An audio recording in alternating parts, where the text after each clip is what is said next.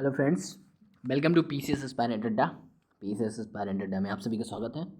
और आज हम बात करेंगे थोड़ा सा हटके टॉपिक से, क्योंकि आर ओ का एग्ज़ाम सिर पे आ रहा है।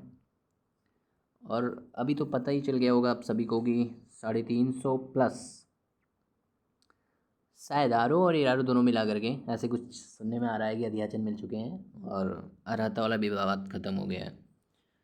तो सीटें आ जानी चाहिए। अब जुलाई लास्ट में आती है, अगस्त में आती है, कब आती है एग्जैक्टली पता नहीं है, पर हाँ आएगी, ऐसा सुनने में आ रहा है। क्योंकि सचिवालय में भैया बिना आरोगे ना, उसका काम करना मुश्किल हो जाता है। तो अगर ऐसा हो रहा है तो भर्ती तो करेंगे ही, बहुत इंपॉर्टेंट पोस्ट है।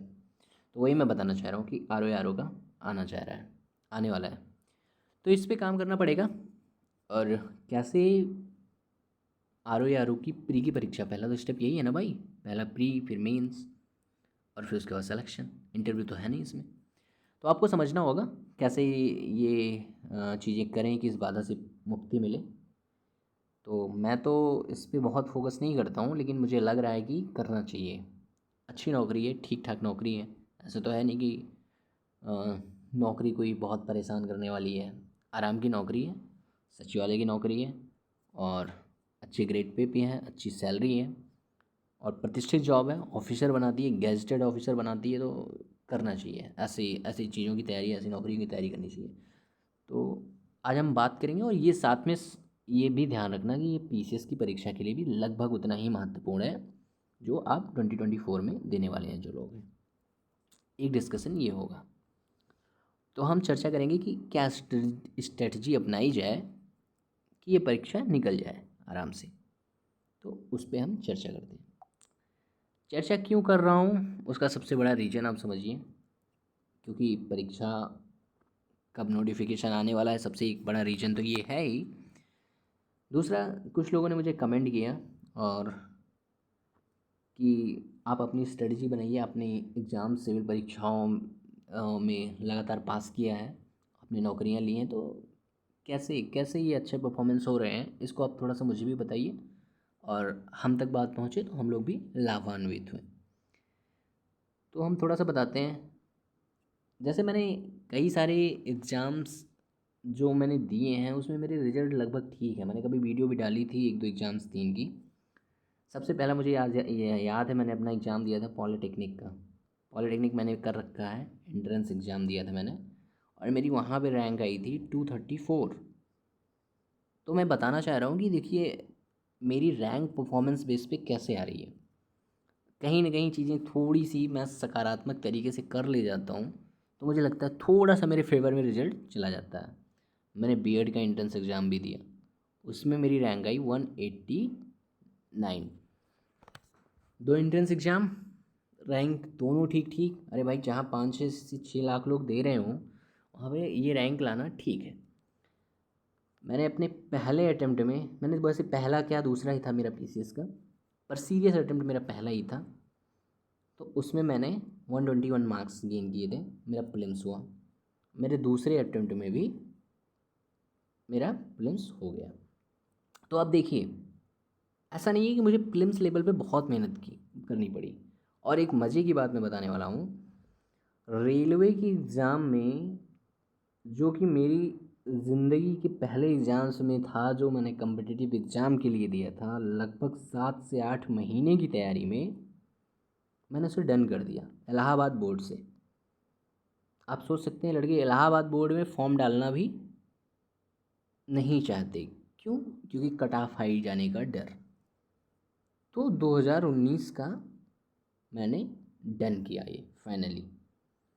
तो ऐसा नहीं है कि आप एक प्रॉपर स्ट्रेटजी अगर बना रहे हैं तो कैसे। और मैंने अदर एग्ज़ाम भी निकाले, रेलवे के मैंने 2 एग्ज़ाम निकाले। और रेलवे का आपको, रेलवे का नहीं, एनटीपीसी, जो ये थर्मल पावर कॉरपोरेशन है, इसमें भी मेरा जेई के लिए डीबी हुआ। पर मैं गया नहीं, क्योंकि जहाँ पर क्या बोलते हैं सीटें ख़राब होंगी, अगर मुझे नहीं ज्वाइन करना है, मैं क्यों किसी की सीट ख़राब करूँ। तो ये एक मेरे प्रोसेस का हिस्सा था। तो अब मैं बताना चाहता हूँ, मैं बहुत ज़्यादा नहीं बताना चाहता हूँ। इतना बताना सफिशिएंट है कि आप मुझ पर थोड़ा सा रिलाई कर लें। ऐसे मैं फर्जी बताने के लिए नहीं यहाँ पे आया हूँ। अब देखिए मैं बोल रहा हूँ कि PCS या RO जो मुझे बताना है, और ये करने का एक रीज़न है कि नोटिफिकेशन आ रहा है। एक भाई हैं, मुझे अच्छे से याद है, शायद उज्जवल नाम है, और एक लोगों का नाम आनंद है। और संयोग देखिए, आनंद आनंद भाई साहब, एक जो मैंने पहली बार डिप्लोमा किया था, डिप्लोमा करने के लिए मैं एंट्रेंस दिया था पॉलिटेक्निक का, तब भी मेरे पास ही थे। अब ये आनंद वो आनंद एक ही नहीं है, हो भी सकते हैं भैया, पता नहीं है कुछ, लेकिन हाँ है नहीं। तो वो भी मेरे पास बैठे थे और उनकी 400 समथिंग रैंक आ गई। आई उन्होंने, वो हाई स्कूल से थे और मैं इंटरमीडिएट से था। वो हाई स्कूल के बाद दे रहे थे और मैं इंटरमीडिएट के बाद दे रहा था अपना। तो मैंने इनकी काफ़ी मदद की थी। तो अभी याद आ गया आज जब मैंने आनंद नाम देखा। तो बेस्ट ऑफ लक भाई, आप भी बहुत अच्छा करो। तो देखिए, अब आते हैं, हम बात करते हैं RO की।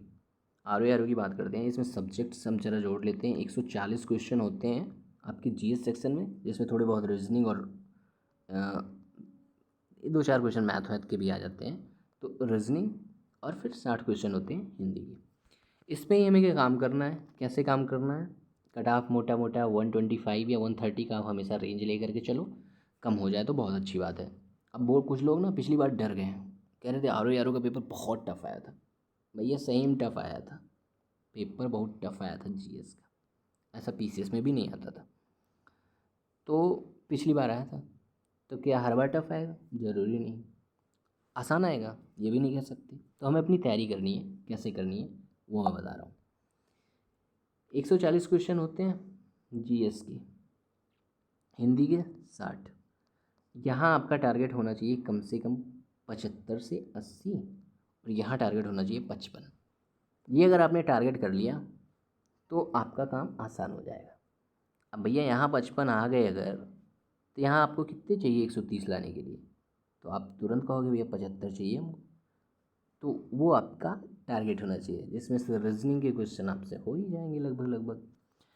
तो इस तरीके से अपना काम आपको करना है। अब मैं बताऊंगा इसके लिए पढ़ना क्या क्या है। लोग पूछते हैं क्या क्या पढ़ें। मैं हमेशा PCS की एग्ज़ाम्स के लिए बोलता हूँ कि आपकी प्रॉपर स्ट्रेटजी होनी चाहिए। एक बार बुक रीडिंग ज़रूरी है। बुक रीडिंग, अब कौन सी बुक पढ़ें? तो मैं बता रहा हूँ कौन सी पढ़ें, और अभी तक कुछ नहीं पढ़ा तो पढ़ना कैसे है ये मैं बता रहा हूँ। पॉलिटी, अब क्या पढ़ें पॉलिटी में? लक्ष्मीकांत पढ़ें क्या?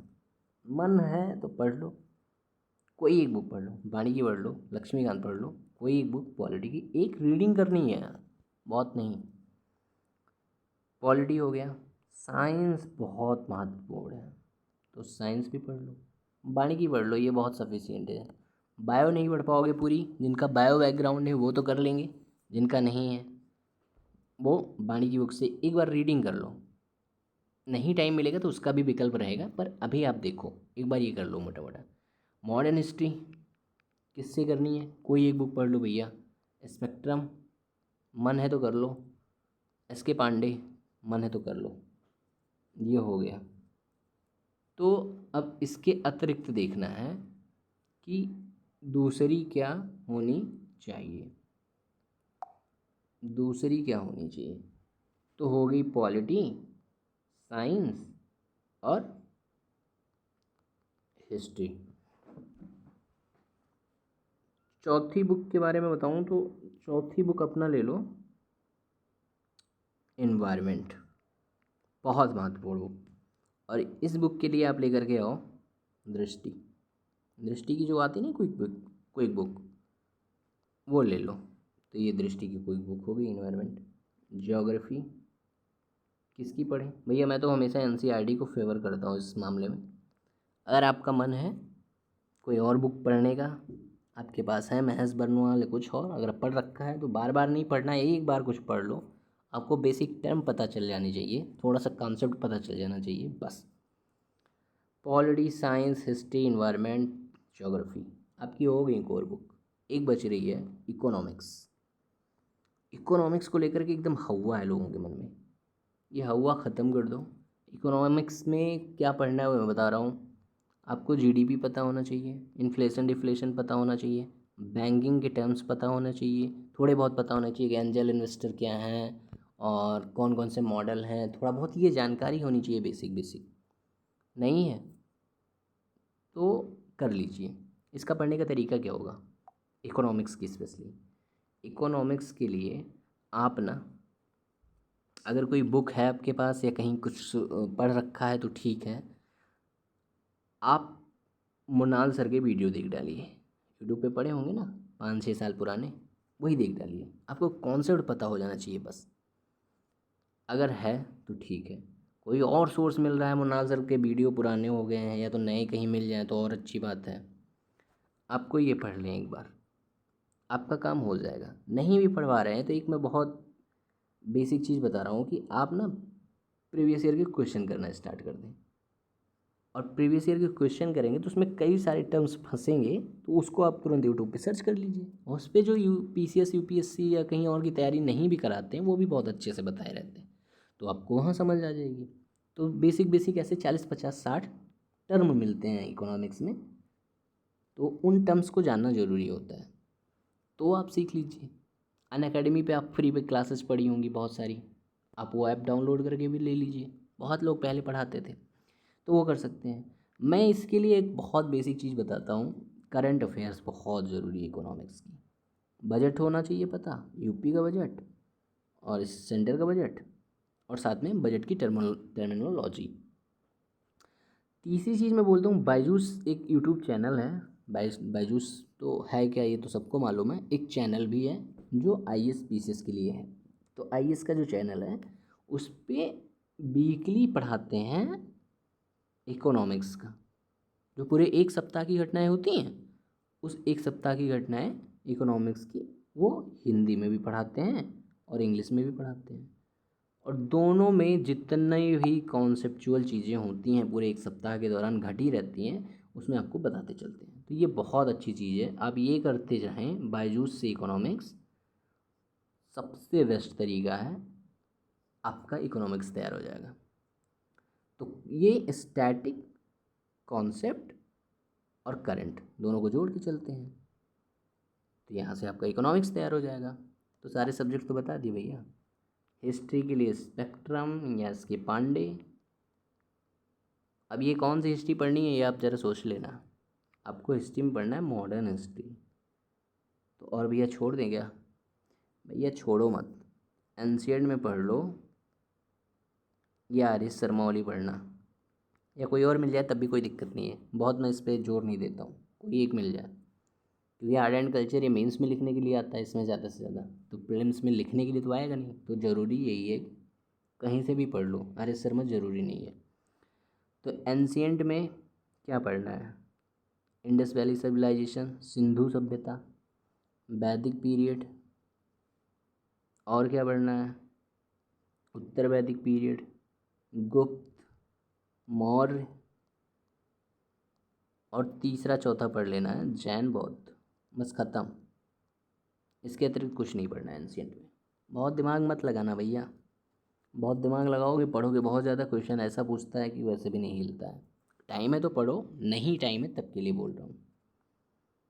मेडाइवल में कुछ नहीं पढ़ना है आपको, थोड़ा सा दिल्ली सल्तनत के बारे में जानकारी होनी चाहिए, पीरियड उरियड कौन कैसे कब पहले आया गया, क्या कुछ खास निर्माण हुआ था। मुग़ल पढ़ लेना पूरा, कुछ नहीं पढ़ना। मराठा में क्या पढ़ना है, मुग़ल पढ़ने के बाद कुछ नहीं पढ़ना। मराठा में ये पता होना चाहिए कि चौथ क्या होती है, सरदेश मुखी क्या होती है ना, और साथ में ये पता होना चाहिए कि अष्टप्रधान कौन था, क्या था इसमें, इतने ही पता होना चाहिए। मेडाइवल ख़त्म। मेडाइवल में क्या पढ़ना, बहुत ध्यान से देखना, दिल्ली सल्तनत, मुग़ल, मराठा में चौथ, सरदेश मुखी और अष्टप्रधान वगैरह उनके क्या थे। इसके अतिरिक्त गलती मत करना पढ़ने की, समय बर्बाद करोगे आउटपुट बहुत कम मिलेगा। तो हिस्ट्री का ये हो गया। ज्योग्राफी का मैंने बता दिया कि एनसीईआरटी, अब एनसीईआरटी तो पढ़ लिया, पर जब तक भैया एमसीक्यू नहीं करोगे ना, हिस्ट्री के लिए भी यही एप्लीकेबल है। अगर आप सोच रहे हो कि हिस्ट्री पढ़ लिया, किताबें पढ़ के कुछ नहीं होने वाला भैया, सही बता रहे हैं, एक बार केवल आपको जानकारी मिल जाए ये ज़रूरी है। तो एमसीक्यू करना है, तो हिस्ट्री के लिए एमसीक्यू के लिए कोई बुक मिल जाए, प्लस घटना चक्र, सबके साथ घटना चक्र, घटना चक्र। तो घटना चक्र सबके साथ। तो एनसीईआरटी एमसीक्यू कहीं भी मिल जाए, कोई भी एमसीक्यू मिल जाए, दृष्टि का मिल जाए दृष्टि का करो, प्लस घटना चक्र करनी है। तो ये सबके साथ हो गया। इन्वायरमेंट, घटना चक्र, कोई बुक जो पढ़नी है तो ये सारी स्टडी बना लो। अब मैं आपको एक चीज़ बताता हूँ। मैं जिनको जानता हूँ पिछले 2 साल से कुछ बच्चे ऐसे हैं 2 साल से सिविल की प्रिपरेशन कर रहे हैं और वो सही में पढ़ रहे हैं। मतलब ऐसा होता है ना कि किताब खोले, घर वालों को बताया कि पढ़ रहा हूँ, वो पढ़ रहे हैं। पर उनके भैया रिजल्ट जो है ना, जब आए प्री में, इस बार भी मैंने मार्क्स देखे, पिछली बार भी देखा। पिछली बार कुछ लोगों को मैंने देखा पहले अटेम्प्ट था उनका और वो पढ़ाई खूब किए। एक होता है कि पढ़ाई नहीं की तो नंबर क्या आएंगे, उन्होंने पढ़ाई की पर नंबर नहीं आए। पिछली बार एक का नंबर आया 43, एक का नंबर आया 21। ये GS1 की बात कर रहा हूँ मैं। तो ये नंबर आए, तो वो कहाँ पे कमी रह गई वो मैं बताना चाहता हूँ। किताबें तो उन्होंने पढ़ी पर MCQ नहीं किए। और इस एग्ज़ाम को निकालने के लिए मैं एक सिंपल सा कॉन्सेप्ट बता रहा हूँ।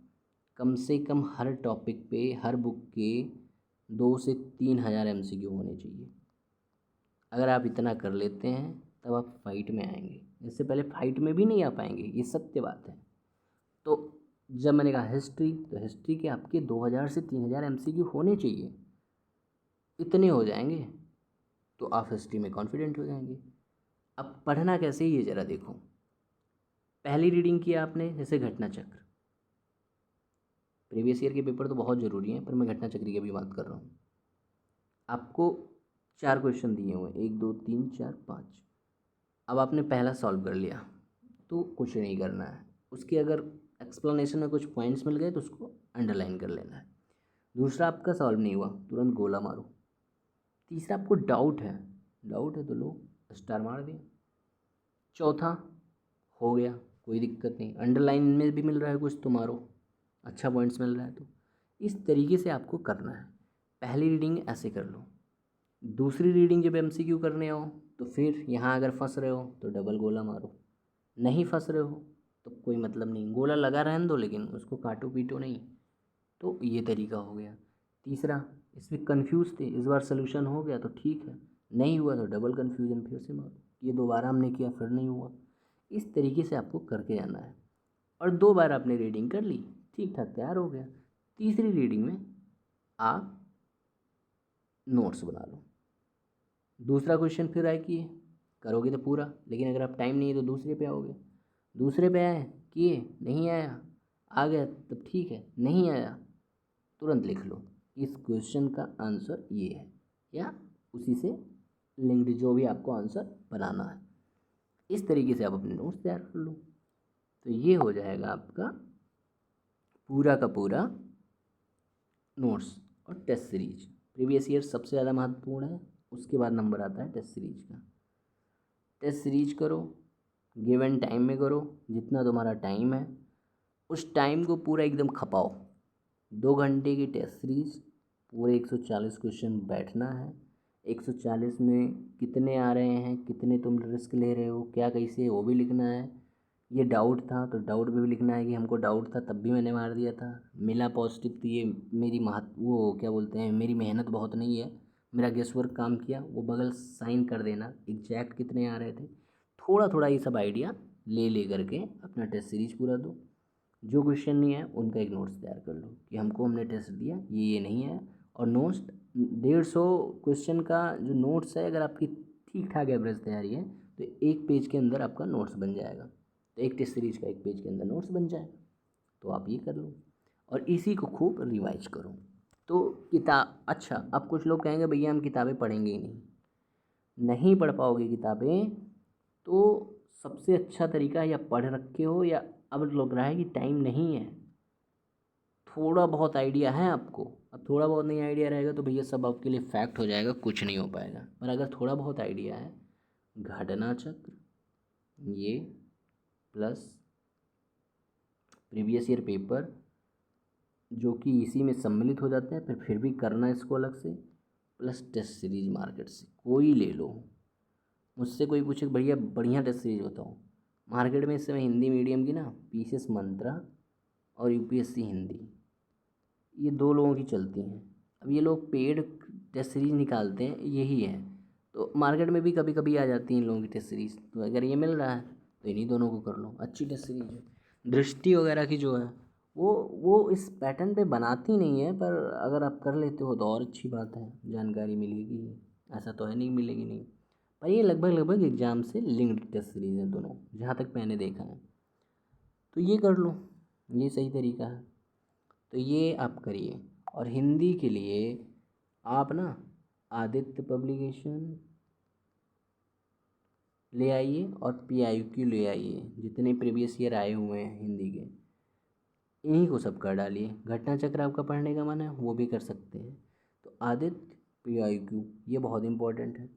साथ में एक चीज़ मैं बोलूँगा, हरदेव बाहरी या पृथ्वीनाथ पांडे, इनकी बुक कोई एक बुक होनी चाहिए रेफरेंस के लिए। और एक एग्ज़ाम निकाला हुआ है डिकोड एग्ज़ाम, शायद इनकी कोई बुक निकली हुई है, मुझे जानकारी नहीं है, पर हमने सुना है कि ठीक बुक है। तो अगर आप हरदेव बाहरी और पृथ्वीराज चौहान आपके पास नहीं है तो डिकोड एग्ज़ाम खरीद लीजिए, ये पूरा का पूरा आरओ के लिए ही स्पेशल बुक में बनाई गई है। और डिकोड एग्ज़ाम खरीद लेते तो आदित्य करने की ज़रूरत नहीं है, PIQ से ही काम कर चल जाएगा। तो मिनिमम रिसोर्स क्या होगा, डिकोड एग्ज़ाम की बुक प्लस PIQ। पर अगर आपके पास डिकोड एग्ज़ाम नहीं है, हरदेव बाहरी और काम में भी आएंगे, डिकोड एग्ज़ाम केवल रेलवे तक सीमित रहे, ओ सॉरी आरओ तक सीमित रहेगा। तो इसलिए रेफरेंस बुक आपके पास एक हरदेव बाहरी या पृथ्वीनाथ पांडे किसी एक का होना चाहिए। पृथ्वीनाथ पांडे। PIQ बहुत ज़रूरी है, ये कहीं से भी मिल जाए हिंदी का वो करना है। डिकोड एग्ज़ाम अपना तैयार कर लीजिए। ये भैया आपकी पूरी तैयारी का सार है। अब मुझसे पूछोगे मैंने कैसे कर दिया। मैं सो सिंपल जो अब बोलता हूँ वो इतना सिंपल रहा नहीं है। मैंने हिस्ट्री पे लगभग 5000 MCQ किए होंगे अब तक, इससे ज़्यादा यार, कम नहीं। ज्योग्राफी पे कम से कम 2000, साइंस पे कम से कम 3000। अब ये हो गया हिस्ट्री, ज्योग्राफी, साइंस, पॉलिटी कम से कम 5000। अब इस तरीके से मैं MCQ कर रहा हूँ, geography, science, polity, history, environment, कम से कम 2000। तो थोड़ा सा आइडिया मिल ही जाएगा। तो मैंने बुक की रीडिंग सिर्फ एक एक या संभवतः कुछ महत्वपूर्ण बुकें 2 बार पढ़ी हैं, अदरवाइज मैंने MCQ ही बहुत अच्छे से किया हुआ है, और उसी MCQ से मेरा तैयार हो गया, मुझे बहुत भटकना नहीं पड़ा। तो ये आप तरीका अपना सकते हैं। कोई डाउट हो तो आप मुझे मैसेज कर सकते हैं कमेंट बॉक्स में, कमेंट करिएगा, आपकी समस्या का समाधान होगा, निश्चित रूप से होगा। पर हाँ, उससे पहले आप चैनल को सब्सक्राइब कर लीजिए, वीडियो को लाइक कर दीजिएगा। आप लोग सब्सक्राइब नहीं करते हो भाई साहब, मैं तो इतने दिन से परेशान। आप ही लोग यार सजेशन दो सब्सक्रिप्शन के लिए, मतलब सब्सक्राइबर कैसे बढ़े हमारे, समझ ही में नहीं आता। वीडियो बना रहा हूँ, पता लग रहा है अभी 100 सब्सक्राइबर के करीब हुए, 100, 110, 130 ऐसे कुछ थे। तो आप लोग थोड़ा सा सजेशन भी दे सकते हैं। अब प्लीज़ यार, अगर नहीं किया तो एक बार क्लिक कर दो ना बटन, हो जाएगा सब्सक्राइब, थोड़ा सा मोटिवेशन मिल जाएगा भैया। अच्छा लगता है, मैं दिन भर में 5 बार चेक करता हूँ कि सब्सक्राइबर बढ़े कि नहीं बढ़े। तो प्लीज़ यार थोड़ा सा हेल्प करो ना। और कोई डाउट रहेगा तो आप मुझे ज़रूर बताइएगा। तो बहुत बहुत धन्यवाद।